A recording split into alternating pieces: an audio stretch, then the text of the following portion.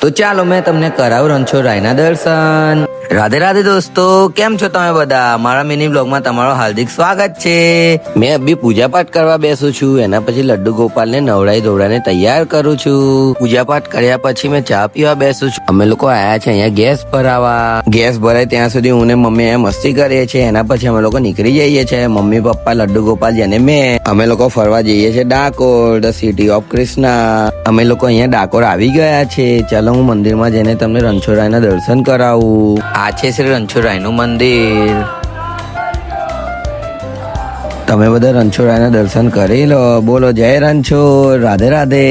દર્શન કર્યા પછી અમે લોકો બીજા મંદિરે જઈએ છીએ, પણ રણછોડરાયનું હોય છે. એના પછી અમે ભક્ત બોડાનાના ઘરે જઈએ છીએ. આગળ જતા અમે સત્યભામાજીના મંદિરે જઈએ છીએ. ત્યાં દર્શન કર્યા પછી અમે બાજુમાં ભક્ત બોડાણાના મંદિરમાં જઈએ છીએ. ત્યાં દર્શન કર્યા પછી બાજુમાં રાધાજીના મંદિરે જઈએ છીએ. એના પછી અમે લોકો લક્ષ્મી માતાના મંદિરે આવી ગયા છીએ. લક્ષ્મી માતાના દર્શન કર્યા પછી ત્યાં બાજુમાં મહાદેવનું મંદિર હોય છે. ત્યાં દર્શન કર્યા પછી અમે હનુમાનજીના દર્શન કરીએ છીએ.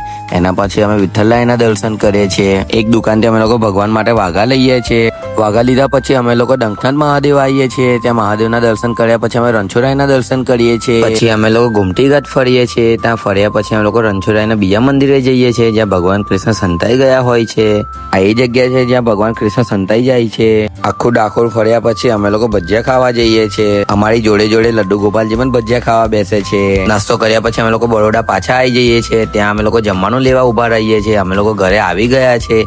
ઘરે આવી ગયા પછી અમે લોકો જમવા બેસીએ છીએ. એના પછી હું સિટીમાં માંડવી આવું છું માતાજીના મંદિરે. ત્યાં દર્શન કર્યા પછી હું ઘરે પાછો જઉં છું. ઘરે જતા જતા રાત થઈ જાય છે. તો હે દોસ્તો, આજનો વ્લોગ અહીંયા સુધી જ હતો. જો તમને આ વ્લોગ પસંદ આવ્યો તો કોમેન્ટ સેક્શનમાં જરૂર બતાવજો. તો મળીએ આના બીજા વ્લોગમાં. રાધે રાધે.